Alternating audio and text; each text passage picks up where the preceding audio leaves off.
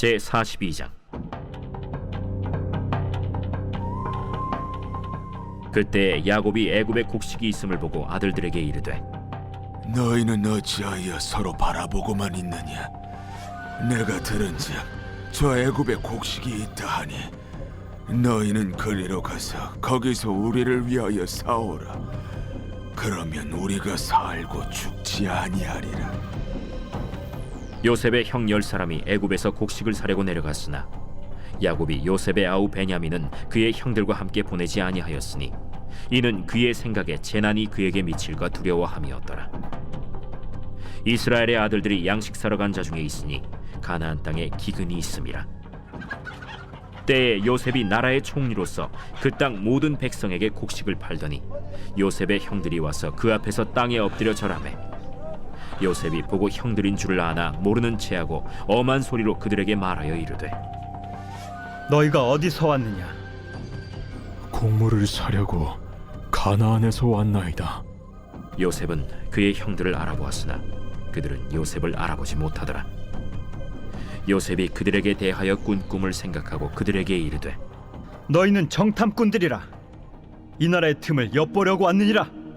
내 주여, 아니니이다. 당신의 종들은 곡물을 사러 왔나이다. 우리는 다 한 사람의 아들들로서 확실한 자들이니 당신의 종들은 정탐꾼이 아니니이다. 아니라 너희가 이 나라의 틈을 엿보러 왔느니라. 당신의 종 우리들은 12 형제로서 가나안 땅 한 사람의 아들들이라. 막내 아들은 오늘 아버지와 함께 있고 또 하나는 없어졌나이다. 내가 너희에게 이르기를 너희는 정탐꾼들이라 한 말이 이것이니라. 너희는 이같이 하여 너희 진실함을 증명할 것이라. 바로의 생명으로 맹세하노니 너희 막내 아우가 여기 오지 아니하면 너희가 여기서 나가지 못하리라. 너희 중 하나를 보내어 너희 아우를 데려오게 하고 너희는 갇혀 있으라. 내가 너희의 말을 시험하여 너희 중에 진실이 있는지 보리라. 바로의 생명으로 맹세하노니 그리하지 아니하면 너희는 과연 정탐꾼이니라. 그들을 다 함께 3일을 가두었더라. 사흘 만에 나는 하나님을 경외하노니 너희는 이같이 하여 생명을 보존하라. 너희가 확실한 자들이면 너희 형제 중 한 사람만 그 옥에 갇히게 하고 너희는 곡식을 가지고 가서 너희 집안의 굶주림을 구하고 너희 막내 아우를 내게로 데리고 오라. 그러면 너희 말이 진실함이 되고 너희가 죽지 아니하리라. 하니 그들이 그대로 하니라. 그들이 서로 말하되, 우리가 아우의 일로 말미암아 범죄하였도다. 그가 우리에게 애걸할 때에 그 마음의 괴로움을 보고도 듣지 아니하였으므로 이 괴로움이 우리에게 임하도다. 르우벤이 그들에게 대답하여 이르되, 내가 너희에게 그 아이에 대하여 죄를 짓지 말라고 하지 아니하였더냐? 그래도 너희가 듣지 아니하였느니라. 그러므로 그의 핏값을 치르게 되었도다. 그들 사이에 통역을 세웠으므로 그들은 요셉이 듣는 줄을 알지 못하였더라. 요셉이 그들을 떠나가서 울고 다시 돌아와서 그들과 말하다가 그들 중에서 시므온을 끌어내어 그들의 눈앞에서 결박하고 명하여 곡물을 그 그릇에 채우게 하고 각 사람의 돈은 그의 자루에 도로 넣게 하고 또 길 양식을 그들에게 주게 하니 그대로 행하였더라. 그들이 곡식을 나귀에 싣고 그곳을 떠났더니 한 사람이 여관에서 나귀에게 먹이를 주려고 자루를 풀고 본즉 그 돈이 자루 아귀에 있는지라. 그가 그 형제에게 말하되, 내 돈을 도로 넣었도다. 보라, 자루 속에 있도다. 이에 그들이 혼이 나서 떨며 서로 돌아보며 말하되, 하나님이 어찌하여 이런 일을 우리에게 행하셨는가? 그들이 가나안 땅에 돌아와 그들의 아버지 야곱에게 이르러 그들이 당한 일을 자세히 알리어 아뢰되, 그 땅의 주인인 그 사람이 엄하게 우리에게 말씀하고 우리를 그 땅에 대한 정탐꾼으로 여기기로 우리가 그에게 이르되, 우리는 확실한 자들이요 정탐꾼이 아니니이다. 우리는 한 아버지의 아들 12 형제로서 하나는 없어지고 막내는 오늘 우리 아버지와 함께 가나안 땅에 있나이다 하였더니 그 땅의 주인인 그 사람이 우리에게 이르되, 내가 이같이 하여 너희가 확실한 자들임을 알리니 너희 형제 중에 하나를 내게 두고 양식을 가지고 가서 너희 집안의 굶주림을 구하고 너희 막내 아우를 내게로 데려오라. 그러면 너희가 정탐꾼이 아니오 확실한 자들임을 내가 알고 너희 형제를 너희에게 돌리리니 너희가 이 나라에서 무역하리라 하도이다. 하고 각기 자루를 쏟고 본즉 각 사람의 돈 뭉치가 그 자루 속에 있는지라. 그들과 그들의 아버지가 돈 뭉치를 보고 다 두려워하더니 그들의 아버지 야곱이 그들에게 이르되 너희가 나에게 내 자식들을 잃게 하도다. 요셉도 없어졌고 시므온도 없어졌거니 베냐민을 또 빼앗아 가고자 하니 이는 다 나를 해롭게 함이로다. 르우벤이 그의 아버지에게 말하여 이르되 내가 그를 아버지께로 데리고 오지 아니하거든 내 두 아들을 죽이소서. 그를 내 손에 맡기소서. 내가 그를 아버지께로 데리고 돌아오리이다. 내 아들은 너희와 함께 내려가지 못하리니 그의 형은 죽고 그만 남았음이라. 만일 너희가 가는 길에서 재난이 그에게 미치면 너희가 내 흰 머리를 슬퍼하며 스올로 내려가게 함이 되리라.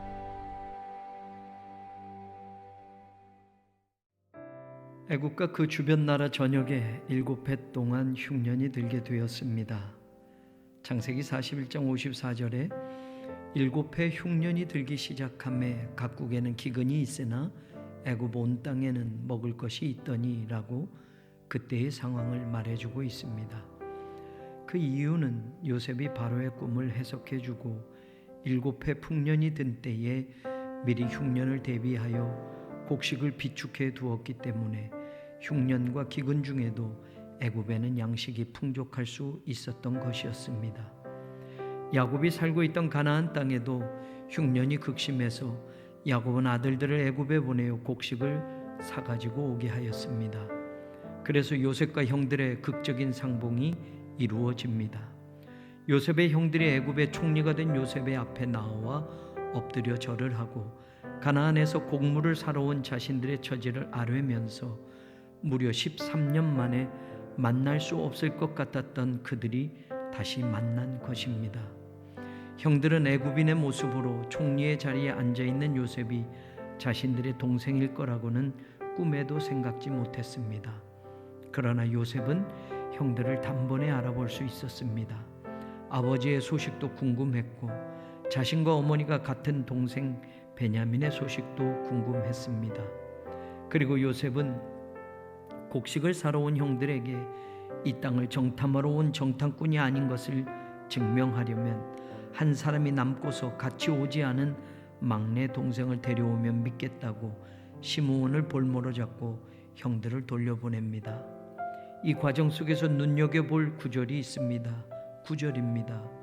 요셉이 그들에게 대하여 꾼 꿈을 생각하고 요셉은 자신이 어린 시절 형들의 볕단이 자신에게 절을 하는 꿈과 해와 달과 11별들이 자신에게 절을 한 꿈이 생각났습니다.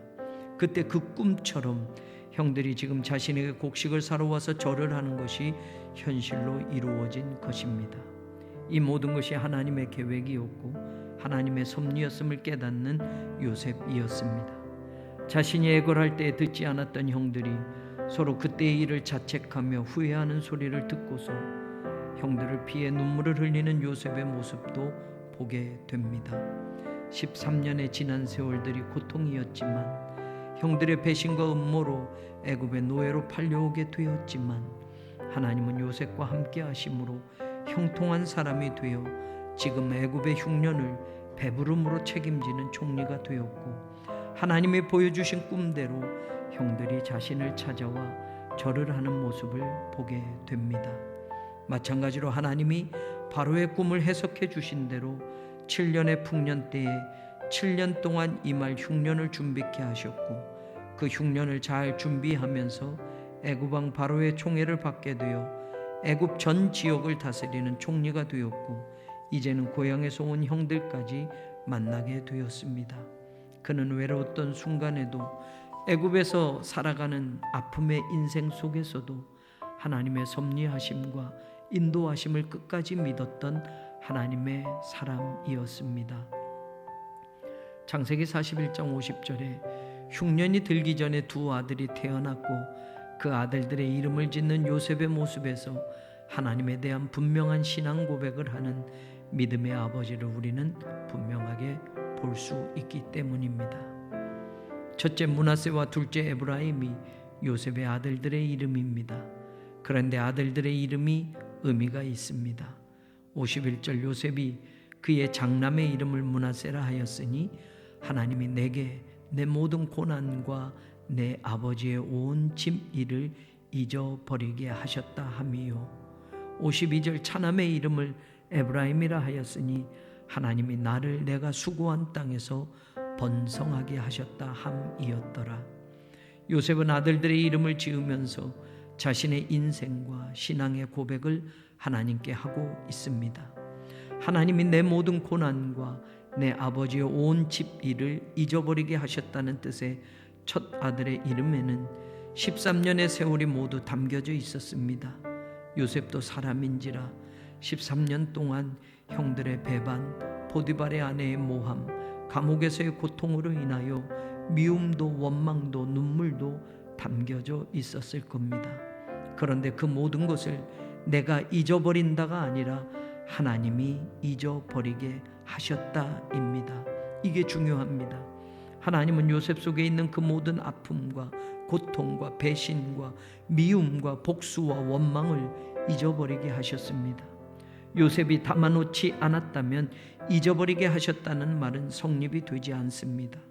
그리고 둘째 아들을 낳고 요셉은 하나님이 나를 내가 수고한 땅에서 번성하게 하셨다는 에브라임이라는 이름을 지어줍니다. 하나님이 내 모든 고난과 아픔을 잊게 하셨고 이제는 내가 수고한 이 땅에서 번성하게 하셨다고 요셉은 둘째 아들의 이름을 통해서 하나님에 대한 신앙을 고백합니다.